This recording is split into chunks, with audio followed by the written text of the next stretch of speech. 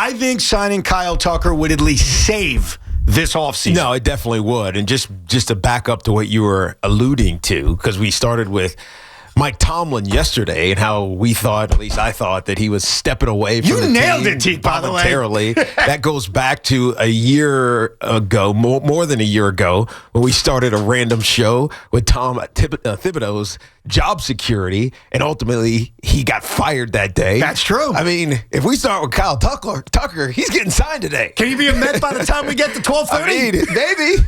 I mean, Tomlin decided to wait until after we were off air to make his announcement, but that was their regularly scheduled time for their press conference. So maybe we didn't get the afternoon drive shifting to the morning to the midday show correct in our planning, but I think Kyle Tucker's got a lot of noise around him right now. It's not just the Mets. It's the Dodgers that you hear, the Toronto Blue Jays, who, as we talked about last year, are trying to throw money at people. He's going to get paid. It's just a matter of where he wants to go and for how long he's going to go there. Kyle Tucker, it feels like, is getting signed either today or tomorrow or sometime this week for sure. It's got to be the Mets, because if they miss out on Kyle Tucker, and they're trying, and I don't buy this thought that they're not really pursuing him and they're leaking this information out just to make Met fans feel good. Trust me, no Met fan's going to feel good if they don't end up with Kyle Tucker. Right. So if it's a PR decision and they're not really pursuing him, which is BS, it's not exactly going to help their PR. They have to end up with the player.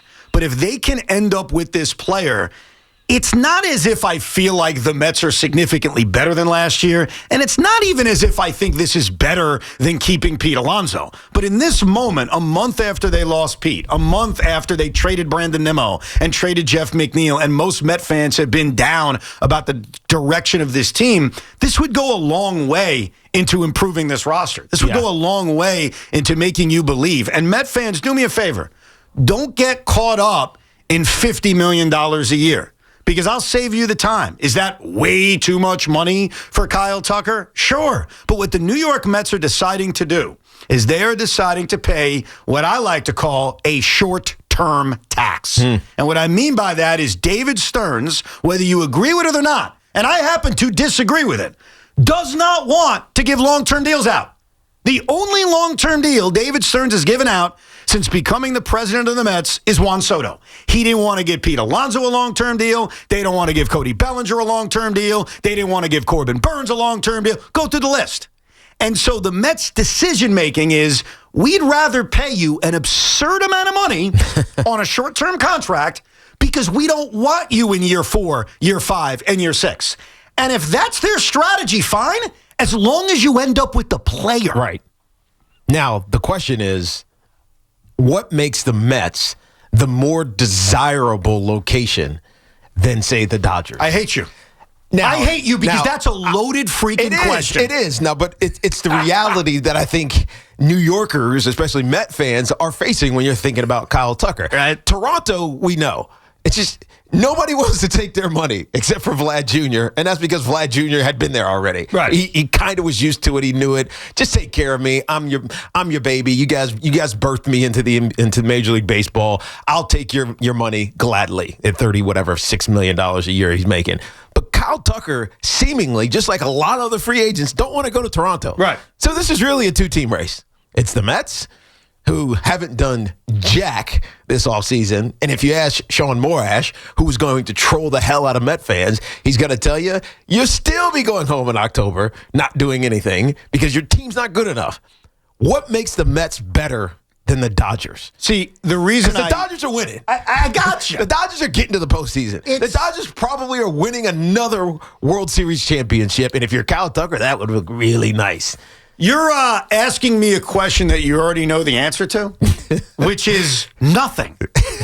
The Mets don't have an edge on the LA Dodgers and the Toronto Blue Jays. Other than money, potentially. That's it. But not even really. Well, in theory, they could, because we don't know what the Dodgers have offered. Now, I am always scared of the LA Dodgers. They are lurking in the shadows as a team certainly capable of matching the Mets offer, or maybe even exceeding it, and maybe even going shorter. Maybe Kyle Tucker doesn't want a 3-year deal. He'd prefer a 1-year deal. I have no idea. So the Dodgers are always a threat. But the only advantage the Mets would have, and this is where Steve Cohen needs to flex the muscle, and that's why the number is $50 million, is financial. Right. Because if you're Kyle Tucker and you're looking to rehab your value, and you're looking to enter free agency 2-3 years from now, you look at the Dodgers and the Blue Jays as surer things to at least give you that October stage. And they have better lineups, specifically the Dodgers. So if you ask me, hey, Evan, why would he pick the Mets? I mean, the only reason he'd pick the Mets is because they made the best financial offer. And I have to hold out hope that that's what Steve Cohen and David Stearns is doing right now because they need Kyle Tucker. And I never would have thought that going into the offseason, but the offseason is played out in a way that is very surprising and certainly not ideal. Right. Where if they don't end up winning the services of Kyle Tucker, they're not adding a big bat. Right. And so the Mets are going to go into next year with a lot of fingers crossed, which may be their strategy anyway. As David Stearns explained yesterday, we have a lot of good young players. Yes, in theory, but you got to keep your fingers crossed that those good young players contribute. So this offseason, maybe not to the likes of Joe B., who's going to hate the offseason no matter what, but this offseason hangs in the balance of pulling this off. If you add Kyle Tucker, we can sit around and geekily talk about how the Mets are maybe even better lineup-wise than last year. But if they don't, this offseason is going to feel as kind of hopeless as it felt a month ago. So there's a lot on the line in the next 24 hours. Yeah, why this is seal the deal. Why this is important is because the Mets will then be basing their 2026 hopes on maybes. Yeah. A lot of maybes. Can Mark Vientos turn into whatever, or Brett Beatty do XYZ and elevate? Let's hope our pitching staff comes through. It becomes more about believing things that we can't see. And I know David Stearns spoke yesterday. Was that yesterday? Yesterday, yes. He spoke yesterday. Spoke at a luncheon with reporters. Not on camera, but he did speak. And made it sound like, I trust our plan. I believe our plan. Yes. The problem with it, and look, I want to give him the benefit of the doubt because he's had success in his career. But we're looking at what you're doing, and even if you're a lay baseball fan, it looks like you're doing nothing. Right. So how is that something that we should trust in? Or as the Met fan, why should you trust in that? And so once you start getting executives giving lip service, like, I know you guys are frustrated. I hear the fan. That's basically what he said. I hear what you're saying. I understand why you're this way. But when you're just talking around it without any action, you tend to start not trusting that person. Well, also because one of the things he said before the offseason started was run prevention and defense. Yes. And while they've improved themselves defensively at second base, they currently have a first baseman who's never played first base. And so that drives a lot of us nuts. And I'm trying to move past the emotion of losing Pete Alonso. I'm just talking baseball right now. Yeah. You can't tell me you're better defensively when the guy playing first base, as of this moment, has never played the position. But one thing David Stearns did say yesterday, and it was the first time David had spoken since he lost Pete Alonso. First, he tried to say, I feel your pain. Quote, I certainly understand there have been points this offseason that have been frustrating for our fan base. Okay, we're not blind to that. Why didn't you say it like you said it, Evan? I feel your pain. Yeah. Why get so wordy? Because this is who he is. All right, I could hurl insults right now. I'm not. That's who David Stearns is. But I'd correct David Stearns when he says there have been points in this offseason that have been frustrating. David, the whole offseason's been frustrating. Right, whether it was Edwin Diaz or Pete Alonso or not signing anybody or Jorge Polanco, like even the your good, first baseman, even just learning it. The good moves you made, like Jorge Polanco is a good ball player, but even that was met with frustrations because our first reaction was, wait a second, that's the guy who's going to play first base? Especially after everything you said at the end of the regular season. Exactly. So even when they made moves that you could deem as, oh, I like this player, it was always met with frustration. Right. But the other thing David Stearns said, it's very important, is we are going to get better before opening day. And they better. And signing Kyle Tucker is one of those things. Now, there are a lot of Met fans out there, and I'm sure non-Met fans out there, who are going to chime in and say, how could you offer Kyle Tucker $50 million a year and not even make an offer to Pete Alonso? And what I would say to you and everyone else is, fair point. But I'd also tell you, who cares anymore? Yeah. We are a month past Pete Alonso being gone. Not that quick. And where I am mentally is I'm still mad about it. I'm still disappointed about it. I don't want to minimize it. But now I'm just looking how the Mets can get better. I'm not relitigating the past. There'll be a chance to do it in this moment on January 14th as the Mets are in the midst of a bidding war for Kyle Tucker. I just want the player.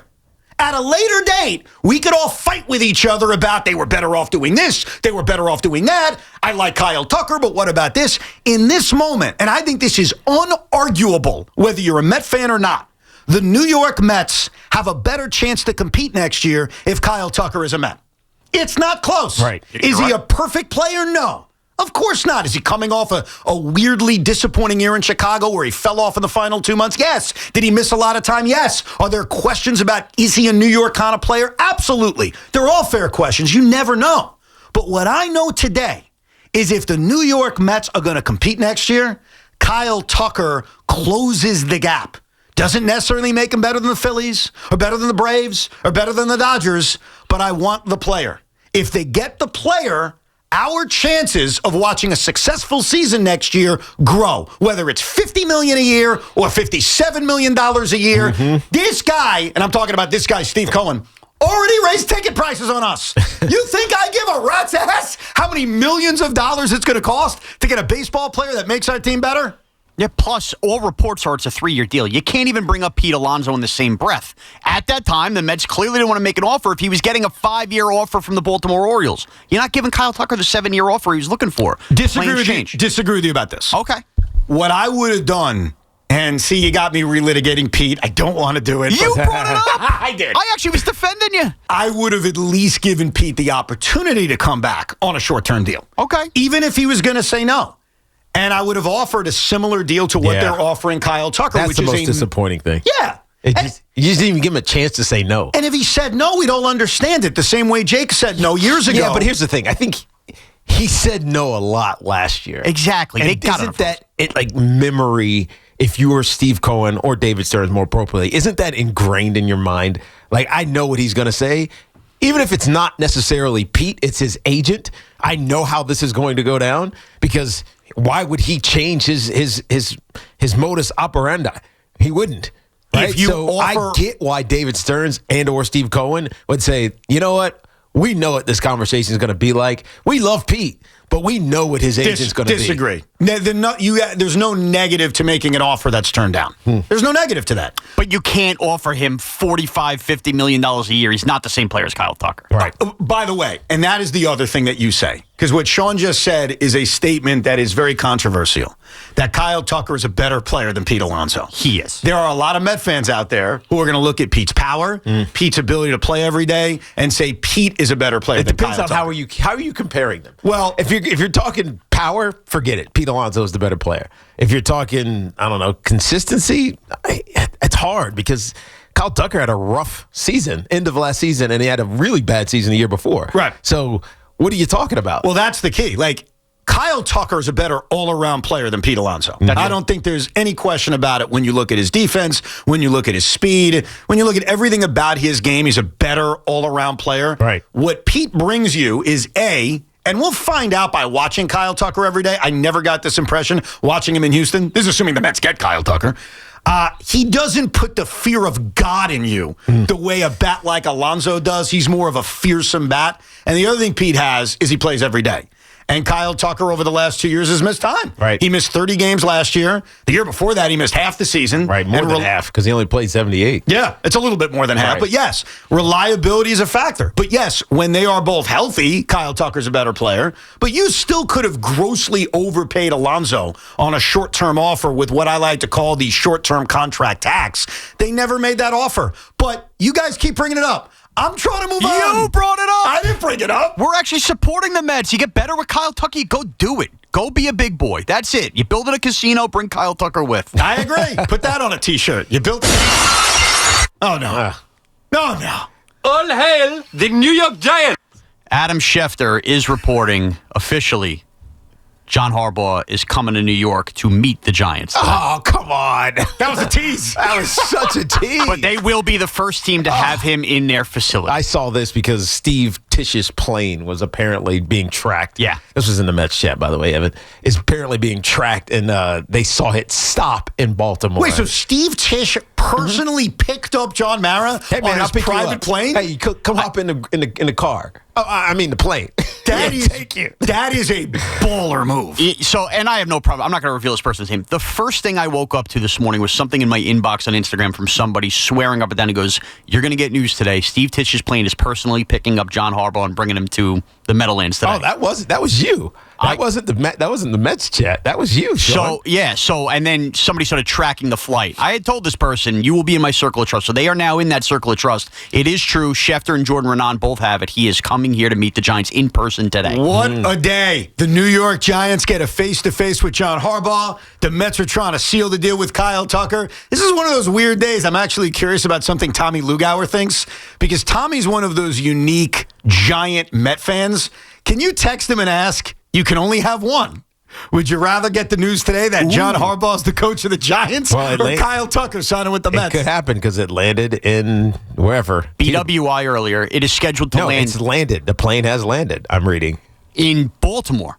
It is scheduled to land at Peterborough at 12:30. Just left Baltimore, and that was an hour ago, and 35 minutes ago it has landed. It's not that far of a flight. Okay, think about that. Baltimore. I mean, it's only Who's ever taken a flight between New York and Baltimore? I have. I have. I used to take the Delta shuttle down that way because okay. when I lived in Alexandria, and you could just walk onto the plane. Right. When the Delta shuttle before 9/11, it was easy. It really felt like a drive.